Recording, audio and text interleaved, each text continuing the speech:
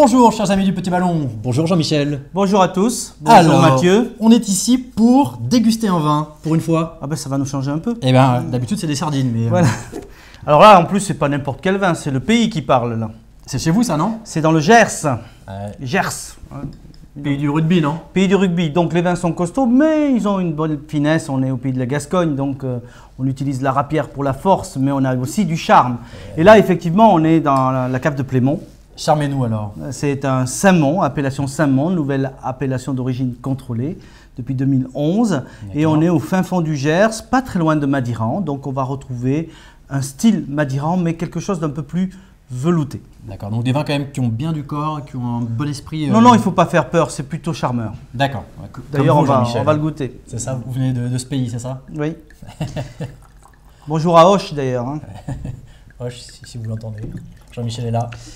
Donc c'est un 2012. D'accord. Donc alors déjà Jeune, non jeune, évidemment, on le voit d'ailleurs à la couleur, robe violine, violette, presque noire, hein, il y a de l'intensité. Le cépage Tanat qui se trouve en majorité dans cet assemblage, une peau très épaisse, donc ça donne beaucoup de couleurs. En fait, Tanat, ça vient de tanner, le verbe tanner, colorer. Donc, voilà. Le tanin, il y a du tanin. Il y a aussi du tanin, mais c'est un autre terme. D'accord. Voilà, mais c'est surtout le Tanat pour la couleur. D'accord. Et il y a aussi, bien évidemment, un petit peu de Cabernet Sauvignon et un autre cépage local qui s'appelle le Pinanque.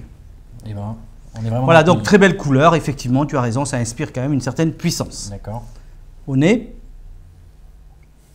donc nez concentré, fondu sur une purée de fruits noirs. J'y connais pas grand-chose, mais est-ce qu'il y a quelque chose un peu de chocolat ou de… Ah, il y a effectivement des Cacao, notes c'est ça chocolatées, cacaotées. On a des notes de mûre, de cassis, de myrtille, très très mûr. Hein. C'est presque pas confiture encore. Quelques notes à de fruits à noyaux comme prunes ou cerises. Donc un très joli fruité. Et puis si on cherche un petit peu, on a aussi des notes épicées, puisque c'est un vin qui fait un petit peu d'élevage sous bois. Donc des notes épicées, vanillées, poivrées, de la fraîcheur, menthe, réglisse. Donc déjà tu vois beaucoup d'arômes. Donc c'est déjà un vin jeune, mais déjà complexe. J'ai pas trouvé tout ça, mais en tout cas, il donne envie de le goûter. Ouais. Alors en bouche.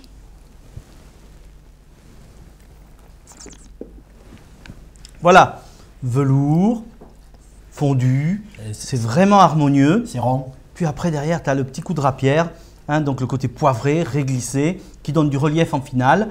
Alors c'est moins puissant qu'un Madiran, hein, évidemment, mais c'est plus charmeur, c'est plus velouté. C'est un vin qui est encore jeune, qui peut encore évoluer, mais je trouve que déjà, sur ce côté un peu impétueux, un peu nerveux, je le trouve magnifique. C'est très bon ça. Hein. Mais ça, vous n'êtes pas allé du coup très loin, vous avez trouvé ça chez vous, mais vous avez des bonnes adresses quoi.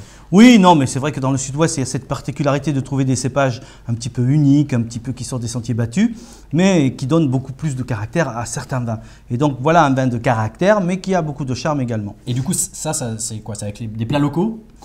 Alors évidemment, si on veut aller sur la garbure, le cassoulet, le foie gras chaud, le confit, etc., c'est des vins qui vont parfait. Mais c'est des vins très internationaux, ça va aussi sur une cuisine un petit peu internationale, parce qu'il y a beaucoup de charme. Donc des viandes en sauce, du gibier, des viandes grillées, parfait. Je pense qu'il faut quand même manger, on ne peut pas le prendre simplement comme un apéritif par exemple. Ouais. Mais c'est un vin qui va aller sur beaucoup de cuisine, et notamment tout ce qui est un petit peu canard. Évidemment, dès qu'il y a un petit peu de graisse de canard, c'est bien meilleur. Bon, très bien. Et ça, du coup, on garde maintenant, on peut servir tout de suite.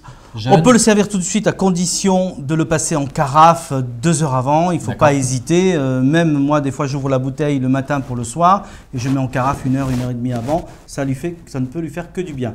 Par contre, on peut le garder encore 10, 12 ans sans aucun souci. Voilà, si vous avez la patience. Mais moi, je ne suis pas patient.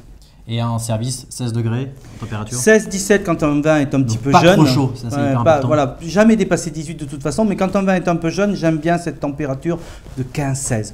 Quand un vin est un petit peu plus âgé, 18 c'est parfait. Bon, en tout cas, belle trouvaille. Merci beaucoup Jean-Michel, bravo. Donc un grand vin, ça vient du Gers, c'est normal. Et ça vient de chez vous. Voilà. Grand parlot de talent. Bravo Jean-Michel. Merci à tous, très bonne dégustation chers amis du Petit Ballon et à très bientôt. Bonne dégustation.